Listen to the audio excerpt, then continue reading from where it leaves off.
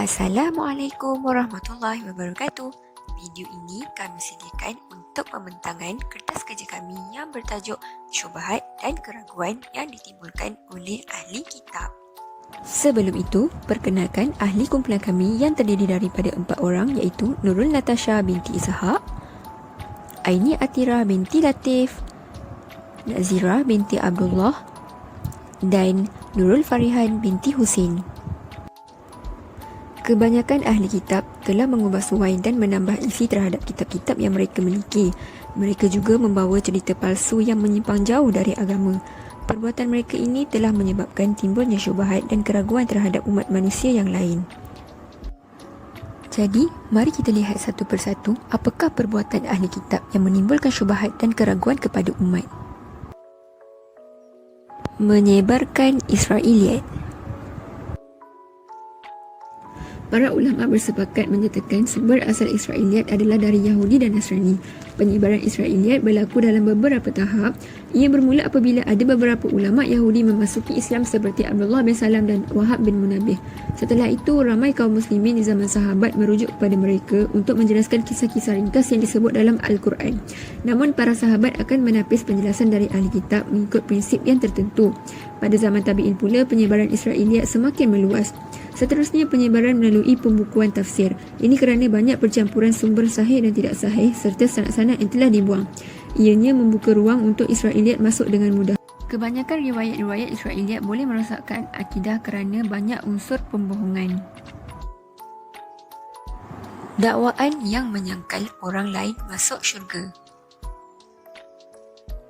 Perwatakan orang Yahudi telah digambarkan dengan jelas dalam Al-Quran maupun Taurat dan Injil dengan gambaran yang negatif dan buruk.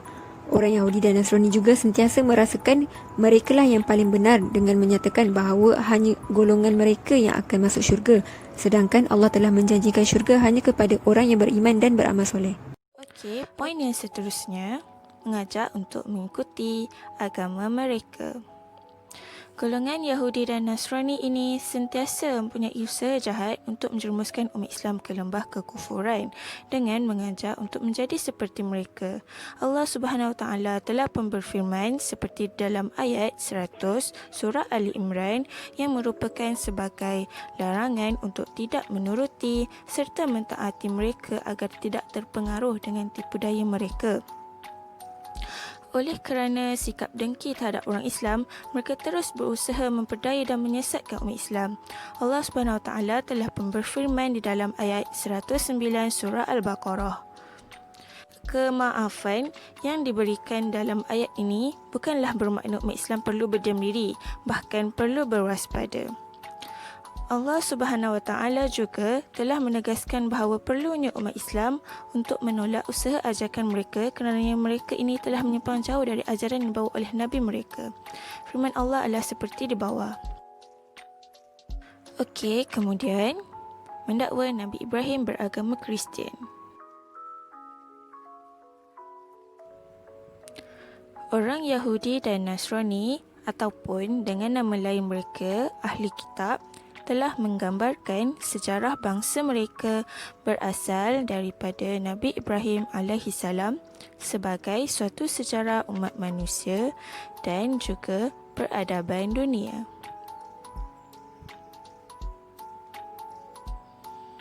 Sebelum kedatangan Islam dan perenunan Al-Quran, golongan Yahudi dan Nasrani mengatakan bahawa Nabi Ibrahim itu merupakan sebahagian daripada mereka yang mana menganut agama sama seperti mereka, sedangkan ia adalah pernyataan yang tidak benar. Allah telah berfirman dalam surah Al-Baqarah ayat 140 untuk menegaskan tentang sikap Yahudi dan Nasrani yang suka memutarbalik fakta dan bukti demi menyesatkan manusia.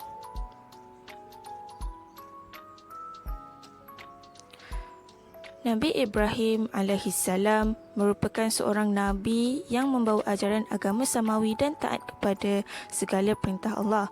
Allah telah menurunkan ayat 67 dan 68 di dalam surah Al-Imran untuk menafikan tentang dakwaan mereka terhadap Nabi Ibrahim AS yang dikatakan beragama seperti mereka. Seterusnya, mengatakan mereka adalah anak Allah dan dikasihi oleh Allah. Mereka telah mendakwa diri mereka adalah anak Allah dan dikasihi berdasarkan kepada ayat Al-Quran, iaitu surah Al-Ma'idah ayat yang ke-18. Ayat ini dikatakan turun apabila sekumpulan ahli kitab datang berjumpa dengan Nabi Muhammad SAW. Lalu baginda mengajak mereka untuk menganuti agama Islam dan juga menerangkan kepada mereka mengenai balasan bagi mereka yang kufur. Lalu mereka bertanya kepada baginda, "Wahai Muhammad, adakah kamu ingin menakutkan kami dengan azab Allah, sedangkan kami sebenarnya adalah anak Allah dan kesayangannya?" Lalu ayat ini diturunkan yang bermaksud sebahagian Yahudi dan Nasrani mendakwa kami sebenarnya hampir dengan Allah dengan merujuk kepada penggunaan istilah anak dan kesayangannya yang terpilih. Kami juga mempunyai keistimewaan, kedudukan dan penghormatan yang tidak dipunyai oleh orang lain. Allah Subhanahu Wa Taala menunjukkan kenyataan yang batil ini kepada golongan Yahudi dan Nasrani. Walaupun orang yang mengeluarkan kenyataan ini hanyalah sebahagian daripada mereka sahaja, namun sikap mereka yang saling bersetuju atas kata-kata tersebut menjadikan seolah-olah mereka semua berkata sedemikian.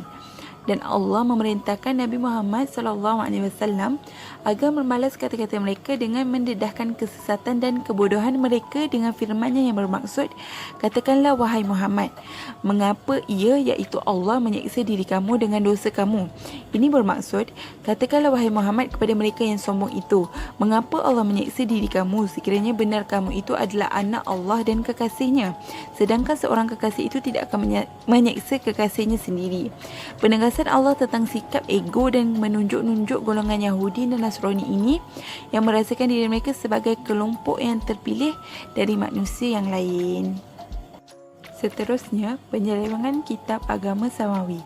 Allah Subhanahu Wa Taala telah melakukan perjanjian dengan golongan Nasrani supaya mereka menerangkan kepada manusia kebenaran isi kandungan kitab, iaitu tentang kebangkitan Nabi Muhammad, dan juga tidak menyembunyikan sesuatu pun daripadanya. Akan tetapi, mereka telah memungkiri perjanjian tersebut kerana semata-mata untuk mengejar habuan dunia yang sementara. Ayat di atas, kita dapat mengetahui bahawa para pendeta dan bangsa Yahudi yang mempunyai ilmu mengenai kitab Taurat telah mengubah makna ayat Taurat tersebut. Di dalam ayat yang ke-78, Allah Subhanahu Wa Taala menceritakan mengenai orang awam yang mengikut amalan dan ajaran yang telah diberitahu oleh para pendeta Yahudi tanpa mereka ketahui bahawa apa yang telah disampaikan oleh pendeta Yahudi tersebut telah diselewengkan. Mereka ini merupakan golongan yang berada di dalam kesesakan yang nyata. Manakala pada ayat yang ke-79 pula, Allah menjelaskan mengenai mereka yang mengubah atau memalsukan kitab Taurat. Mereka telah menyesatkan manusia dan mengubah isi kandungan kitab Taurat tersebut. Golongan ini telah menukarkan isi kandungan kitab mengikut kemahuan hawa nafsu mereka dan mengubahnya mengikut kepentingan diri mereka dan mengatakan kepada orang awam bahawa inilah kitab Taurat yang sebenar. Perbuatan ini jelas dusta terhadap Allah Subhanahu Wa Taala. Ayat di atas merupakan salah satu antara contoh ayat di dalam kitab Taurat yang menggambarkan bahawa Allah ini mempunyai sifat-sifat yang bertentangan dengan norma ketuhanan Tuhan yang sempurna. Di dalam kitab Taurat ini, kita mendapati bahawa Allah Subhanahu Wa Taala digambarkan oleh orang-orang Yahudi sebagai Tuhan yang mempunyai sifat yang lemah. Ayat di atas telah memperlihatkan kepada kita bahawa Allah Subhanahu Wa Taala mampu dikalahkan oleh Nabi Yaqub dalam suatu pergalutan. Peristiwa ini merupakan sesuatu perkara yang mustahil bagi Allah kerana Dia Maha Suci daripada sifat-sifat yang kekurangan. Bagaimana mungkin Allah yang berkuasa menciptakan alam semesta ini mampu dikalahkan oleh makhluk ciptaannya yang serba lemah? Ini jelas menunjukkan kepada kita bahawa isi kandungan kitab Taurat itu telah diselewengkan oleh para pendeta Yahudi. Penyelewengan yang dilakukan oleh para pendeta Yahudi yang tidak bertanggungjawab terhadap ilmu yang telah diperolehi oleh mereka. Mereka sanggup memutarbalikkan kebenaran dan mengubah ayat di dalam kitab Taurat sehingga hilang dan lenyap ajaran yang sebenar Nabi Musa AS yang terkandung di dalamnya. Mereka kononnya mendakwa bahawa Nabi Musa lah yang menulis firman-firman Allah tersebut, padahal mereka lah yang sebenarnya mencipta dan mengubahkan pelbagai hukum dan ajaran di dalam kitab Taurat tersebut sehingga ia menjadi sesat. Di dalam Al-Quran juga telah menceritakan kepada kita tentang keburukan kaum Yahudi sama ada dari segi akhlak dan kedegilan mereka menerima petunjuk daripada Allah dan Rasul. Apa yang jelas ialah Al-Quran juga telah membongkarkan rahsia para pendeta Yahudi yang menyelewengkan kitab Taurat. Oleh itu, Allah Subhanahu Wa Taala telah melaknat mereka atas dosa-dosa yang telah mereka lakukan. Seterusnya akan disambung oleh Nurul Farehan binti Husin berkenaan dengan menafikan atau menyembunyikan kebenaran. Antara pendirian ahli kitab ialah mereka ini suka menyembunyikan sifat-sifat Nabi Muhammad sallallahu alaihi wasallam. Mereka ini mengetahui akan sifat-sifat Nabi Muhammad sallallahu alaihi wasallam, tapi mereka sengaja menyembunyikan perkara tersebut, sedangkan jika mereka menceritakan kepada orang awam pada masa itu, sudah tentu orang awam akan terimanya. Tapi mereka ini gelap hatinya dan mereka memilih untuk diamkan dan sembunyikan perkara tersebut.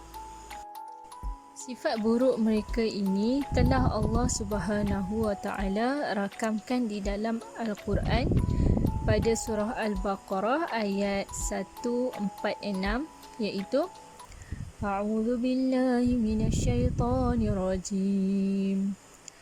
Alladzina atainahumul kitaba ya'rifunahu kama ya'rifuna abna'ahum. Wa inna fariqan minhum la yaktumuna al-haqqa wa hum ya'lamun. Maksudnya, orang-orang Yahudi dan Nasrani yang telah kami beri kitab, iaitu kitab Taurat dan Injil, mengenal Muhammad seperti mereka mengenal anak-anaknya sendiri, dan sesungguhnya sebahagian di antara mereka menyembunyikan kebenaran, padahal mereka mengetahui.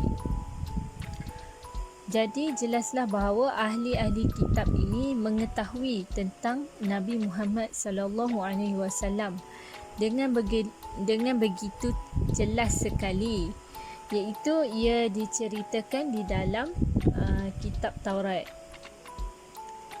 Maka dari itu Allah Subhanahu wa taala menjanjikan dengan balasan yang sangat buruk ke atas kekufuran mereka. Sebagai penutup perbincangan bagi tajuk syubhat dan keraguan yang ditimbulkan oleh ahli kitab ialah umat Islam hendaklah bersikap tegas dan berhati-hati terhadap golongan Yahudi dan juga Nasrani, serta tidak taat dan tidak menjadikan mereka sebagai pemimpin. Perbuatan-perbuatan ahli kitab yang menimbulkan syubhat dan keraguan ini telah membuatkan ramai manusia menjadi zalim, iaitu mereka tidak berfikir dengan bijak, malah hanya mengikut akal yang dangkal sahaja. Mereka hanya ikut dan mengiyakan ajaran sesat yang telah dibawa oleh golongan ahli kitab. Oleh itu, orang-orang Muslim perlulah membuat sesuatu ataupun berfikir sesuatu itu mengikut garis panduan daripada Al-Quran dan Sunnah. Akhir sekali, kita mestilah sentiasa berhati-hati dan waspada dalam mengikut sesuatu ajaran dan kepercayaan, dan pastikan ajaran itu jelas, tidak bertentangan dengan ajaran Islam. Wallahu alam. Itu sahaja daripada kami. Sekian, terima kasih.